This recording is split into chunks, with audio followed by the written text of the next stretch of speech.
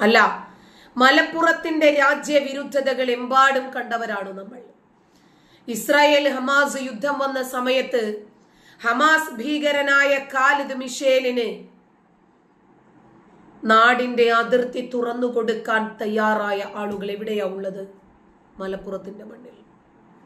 ഒടുവിൽ അയാൾക്ക് ഒരു ട്രാവൽ ബാനിങ് കിട്ടിയത് കൊണ്ട് മാത്രമാണ് ഈ രാജ്യത്തേക്ക് അവൻ പ്രവേശിക്കാതിരുന്നത്. അത്രമാത്രം ഹമാസ് ഭീകരതയും ഐസിസ് ഭീകരതയും നമ്മുടെ രാജ്യത്തെ വരിഞ്ഞു മുറുക്കിയിരിക്കുന്ന സാഹചര്യത്തിലാണ് നമ്മളുള്ളത്. അങ്ങനെ ഭാവി ഭീകരനായ മലപ്പുറത്തെ ഭീകരനെ മടയിൽ ചെന്ന് സൈബർ പോലീസ് പൊക്കി എന്ന വിവരമാണ് ഇപ്പോൾ നമുക്ക് ലഭിക്കുന്നത്. 6ാമത്തെ കമന്റ് എഴുതിക്കൊണ്ടിരുന്നപ്പോൾ തന്നെ അവനെ പോലീസ് തൂക്കി. ഇവനൊക്കെ ഈ രാജ്യത്ത് ജീവിക്കാൻ അർഹതയുള്ളവരാണോ? ഇവനൊക്കെ ഈ രാജ്യത്ത് വെച്ചുകൊണ്ടിരിക്കാൻ പാടുണ്ടോ? ചിത്രത്തിൽ കാണുന്ന സുമുഖനായ ചെറുപ്പക്കാരൻ ഒരു ഭാവി ഭീകരനാണ്. തൽക്കാലം അയാളെ പിടിച്ച് ജയിലിൽ അടച്ചിട്ടുണ്ട്. അതുകൊണ്ട് അയാൾ നന്നാവുമെന്ന വിശ്വാസം ആർക്കെങ്കിലും ഉണ്ടെങ്കിൽ അവരത് മാറ്റിവെക്കുന്നതാണ് നല്ലത്. ഇത്തരക്കാരുടെ രക്തത്തിൽ പടർന്നു പിടിച്ചിരിക്കുന്ന രാജ്യവിരുദ്ധതയും ഭീകര സ്നേഹവും അവർ എക്കാലവും കാത്തു സൂക്ഷിക്കും. ഇയാളുടെ പേര് മുഹമ്മദ് നസീം എന്നാണ്. 26 വയസ്സ് മാത്രമേ പ്രായമുള്ളൂ. മലപ്പുറം ഏറനാട് കാരക്കുന്ന് സ്വദേശിയാണ്. കക്ഷിയെ കഴിഞ്ഞ ദിവസം ഇടുക്കിയിലെ സൈബർ പോലീസ് മലപ്പുറത്ത് വീട്ടിൽ ചെന്ന് പൊക്കിക്കൊണ്ട് ഇടുക്കിയിലേക്ക് കൊണ്ടുവന്ന് തൊടുപുഴ കോടതിയിൽ ഹാജരാക്കി റിമാൻഡ് ചെയ്തിരിക്കുന്നു. എന്ന് വെച്ചാൽ ഈ ദിവസങ്ങളിൽ പയ്യന് വേണമെങ്കിൽ മാനസാന്തരപ്പെടാൻ അവസരമുണ്ട്. ഹമാസിനെ നെഞ്ചിൽ പ്രണയിക്കുന്ന മുഹമ്മദ് നസീം ജയിലിൽ കിടന്ന് ഹമാസിന്റെ ചരിത്രം ആവർത്തിച്ച് പഠിക്കുകയാണെങ്കിൽ കൂടുതൽ വീറോടും വാശിയോടും കൂടി ഇവിടെ തിരിച്ചെത്തുകയും ഭാവിയിൽ നമുക്കൊക്കെ തലവേദന ഉണ്ടാക്കുകയും ചെയ്യും എന്ന് തീർച്ച.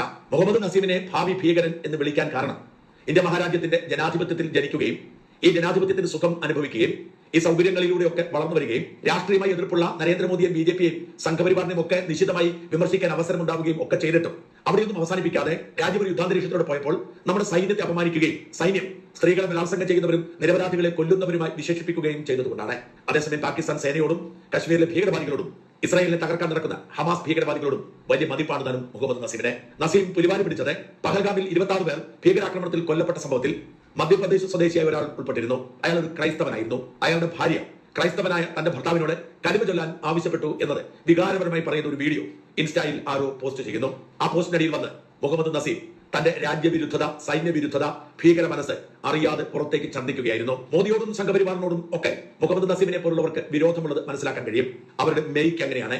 അവരെ ആരൊക്കെയോ പഠിപ്പിച്ചിരിക്കുന്നത്, അവരുടെ തലച്ചോറിൽ ആരൊക്കെ അടിച്ചേൽപ്പിച്ചിരിക്കുന്നത് അങ്ങനെയാണ്. ഇന്ത്യൻ ജനാധിപത്യത്തിന്റെ ഭാഗമായി ജനാധിപത്യ രീതിയിൽ പ്രവർത്തിക്കുന്ന സംഘടനയാണ് BJP.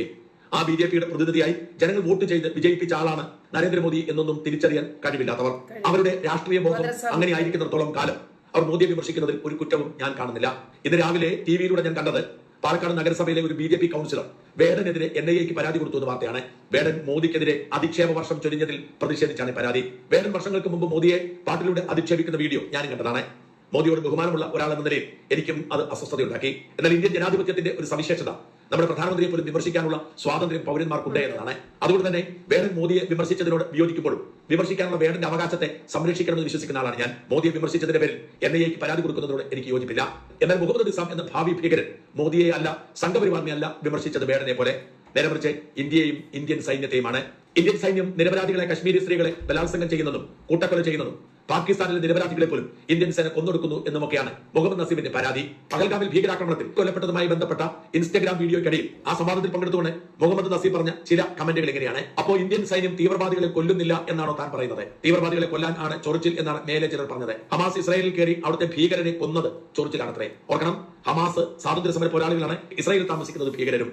അതുകൊണ്ട് ഹമാസ് ഇസ്രായേലിൽ കയറി കൊന്നത് ഭീകരരെയാണ്, അത് അംഗീകരിക്കണം എന്നാണ് നസീമിന്റെ നിലപാട്. തീവ്രവാദികൾക്ക് പുറമെ നിരപരാധികളെയും ഇന്ത്യൻ സൈന്യം കശ്മീരിൽ കൊന്നിട്ടുണ്ട്, സ്ത്രീകളെ ബലാത്സംഗം ചെയ്തിട്ടുണ്ട്, പാകിസ്ഥാനുമായി യുദ്ധം ചെയ്തിട്ടുണ്ട്, പാകിസ്ഥാൻ സൈനികരെയും നിരപരാധികളെയും കൊല്ലുന്ന ബലൂച്ച് വിഘടനവാദികളെ പിന്തുണയ്ക്കുന്നുണ്ട്. 2 ആഴ്ച മുമ്പ് ബലൂച്ച് തീവ്രവാദികൾ നിരപരാധികളെ കൊന്നപ്പോൾ അവരെ സ്വാതന്ത്ര്യ പോരാളികൾ എന്നാണ് സംഘികളും ജനജീവിയും വിളിച്ചത്. ആ ചൊറിച്ചിലിനൊക്കെ കശ്മീരിൽ മറുപടി കിട്ടി. According to logical about Palestine not mine. അതായത് ഇന്ത്യൻ സൈന്യം നിരപരാധികളെ കൊന്നു തള്ളുന്നു കശ്മീരിൽ, അതിനുള്ള തിരിച്ചടിയാണ് കിട്ടിയത് എന്നാണ് വർത്താനം. ഹമാസ് ജൂതന്മാരെ മാത്രമാണ് കൊന്നത് എന്ന്. അപ്പോഴും പഹൽഗാമിൽ കൊല ചെയ്യപ്പെട്ട, ജാതി ചോദിച്ചു, മതം ചോദിച്ച്, കലിമ ചൊല്ലാൻ ആവശ്യപ്പെട്ട് ജീവൻ ത്യജിക്കപ്പെട്ട, കൊല ചെയ്യപ്പെട്ട ആ 29 ഇന്ത്യക്കാരോടല്ല ഈ മുറിയന്മാരുടെ കൂറ്. ഇവന്മാരുടെ കൂറപ്പോഴും കാശ്മീരിൽ ഇന്ത്യൻ സേന കൊന്നൊടുക്കുന്ന ഭീകരന്മാരോടാണ്, തീവ്രവാദികളോടാണ്. ഇതിപ്പോ ഒന്നോ രണ്ടോ ആളുകൾ കമന്റ് രൂപത്തിലോ വീഡിയോ രൂപത്തിലോ അതല്ലെങ്കിൽ പബ്ലിക് ഒപ്പീനിയനിലോ വന്ന് പറഞ്ഞതുകൊണ്ട് മാത്രമല്ലേ ഇത് നമ്മൾ അറിഞ്ഞത്. അറിയാതെ, പുറത്തു പറയാതെ ഉള്ളിൽ ഇതേ തീവ്രവാദം സൂക്ഷിക്കുന്ന കോടാനുകോടി ഇന്ത്യക്കാർ ഈ രാജ്യത്തിനകത്തുണ്ട്. ഒരുപക്ഷെ അവസരത്തിന്റെ അഭാവമാകാം അത് പുറത്തേക്ക് ഛർദ്ദിക്കാത്തത്. 2, നിയമത്തെ പേടിച്ചിട്ടാകാം. 3, ഇത് സോഷ്യൽ മീഡിയ യുഗമാണല്ലോ, സോഷ്യൽ മീഡിയയെ ഭയന്നിട്ടാകാം. അങ്ങനെ പല പല വിഷയങ്ങളുണ്ട് ഇതിൽ. നീ പത്രം വായിക്കുന്നതിന് പകരം ശാഖ വാട്സ്ആപ്പ് യൂണിവേഴ്സിറ്റിയിൽ പോകുന്നത് കൊണ്ടാണ് നിനക്ക് തോന്നുന്നത് എന്നാണ് അടുത്ത കമന്റ്. ഹമാസ് ജൂതന്മാരെ മാത്രമല്ല ഭീകരരെ മുഴുവൻ കൊല്ലുന്ന വിശുദ്ധരാണെന്നാണ് Naseem. Why do most business owners struggle to scale? പരസ്യമാണ്. ശാഖയിൽ പോകുന്നവരെയൊക്കെ ഇവരിങ്ങനെ വിമർശിക്കും.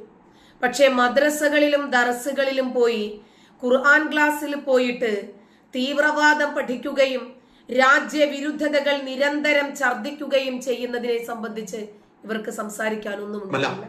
ഭീകരരെ മുഴുവൻ കൊല്ലുന്ന വിശുദ്ധരാണെന്നാണ് നസീമിന്റെ നിലപാട്. ഇത്തരത്തിലുള്ള കമന്റുകൾക്കെതിരെ ഇടുക്കിയിൽ നിന്നും ഒരു പരാതി പോകുന്നു. ആ പരാതിയിൽ ഇങ്ങനെ പറയുന്നു: കഴിഞ്ഞ മാസം ഏപ്രിൽ 22-ാം തീയതി നടന്ന പഹൽഗാം തീവ്രവാദി ആക്രമണം ഓരോ ഭാരതീയനെ സംബന്ധിച്ചിടത്തോളം മനസ്സിൽ ഒരു നോവാണ്. ലോകരാജ്യങ്ങൾ ആ പൈശാചിക ആക്രമണം അപലപിക്കുകയും തീവ്രവാദത്തിനെതിരെ ഇന്ത്യക്ക് ഐക്യദാർഢ്യം പ്രഖ്യാപിക്കുകയും ചെയ്തു. പാകിസ്ഥാൻ തുണയോടെ നടന്ന ഭീകരാക്രമണത്തിൽ പഹൽഗാം അറ്റാക്ക് എന്നതിന് തെളിവുകൾ സഹിതം ഇന്ത്യ ഐക്യരാഷ്ട്രസഭയെ കൈമാറുകയും ചെയ്തിട്ടുണ്ട്. പഹൽഗാം തീവ്രവാദി ആക്രമണത്തിൽ തന്റെ ഭർത്താവിനെ നഷ്ടപ്പെട്ട ഒരു സ്ത്രീ വളരെ ധൈര്യത്തോടെ ആ ഹീനകൃത്യത്തെ വിശദീകരിച്ച് നൽകിയ വീഡിയോയിൽ താഴെ മലപ്പുറം ഇടവണ്ണ സ്വദേശി മുഹമ്മദ് നസീം ഇട്ട കമന്റുകൾ അങ്ങേറ്റം രാജ്യദ്രോഹപരവും ഭാരതത്തിന്റെ പരമാധികാരത്തെ വെല്ലുവിളിക്കുന്നതാണ്. മുഹമ്മദ് നസീമിന്റെ കമന്റുകൾ ഞാനൊന്ന് വായിക്കുന്നു. മുഹമ്മദ് നസീം പറയുന്നത്: പഹൽഗാം അറ്റാക്ക് കാരണം ഇന്ത്യൻ സൈന്യം കശ്മീരിലെ തീവ്രവാദികളെ കൊന്നു, അതിന് പകരമായി തീവ്രവാദികൾ ഇന്ത്യക്കാരെയും കൊന്നു. അതോടൊപ്പം മുഹമ്മദ് നസീം പറയുന്നു, ഇന്ത്യയിൽ ചിലർ ആക്രമണം നടത്തി, അതുകൊണ്ട് നിരപരാധികളടക്കം എല്ലാ പലസ്തീനുകളെയും കൊല്ലും എന്ന് ന്യായീകരിച്ചവർ ഇപ്പോൾ കരച്ചിലാണ്. ഇരട്ട മാറ്റിവെച്ചാൽ എല്ലാ ചാനലുകളും അന്വേഷിക്കാം. വീണ്ടും മുഹമ്മദ് നസീർ പറയുന്നു, ഇന്ത്യൻ സൈന്യം എന്തിനു വേണമെങ്കിലും കൊല്ലട്ടെ, തിരിച്ച് നിരപരാധികളെ കൊല്ലാൻ തീവ്രവാദികൾക്കും പാകിസ്ഥാനും അവകാശമുണ്ട് എന്നാണല്ലോ ചാനലുകളുടെ ലോജിക്. ബാലൻസ് ചെയ്യാൻ മാത്രമുണ്ടല്ലോ കാശ്മീർ ഇഷ്യൂ. 50,000 പേർ കൊല്ലപ്പെട്ട സംഭവം 26 ബാലൻസ് ആകണമെങ്കിൽ അത് ശാഖയിൽ പ്ലൂട്ടോണിയം തുലാസ് ആയിരിക്കും. ഫലസ്തീന്റെ 1000-1 പ്രാധാന്യം ഈ പ്രശ്നത്തിനില്ല, മണിപ്പൂരിന്റെ 100-1. പിന്നീട് നസീം പറയുന്നു, ഇന്ത്യൻ സൈന്യം അങ്ങോട്ട് പോയി ചൊറിഞ്ഞു, തിരിച്ച് അണ്ണാക്കിൽ കിട്ടി.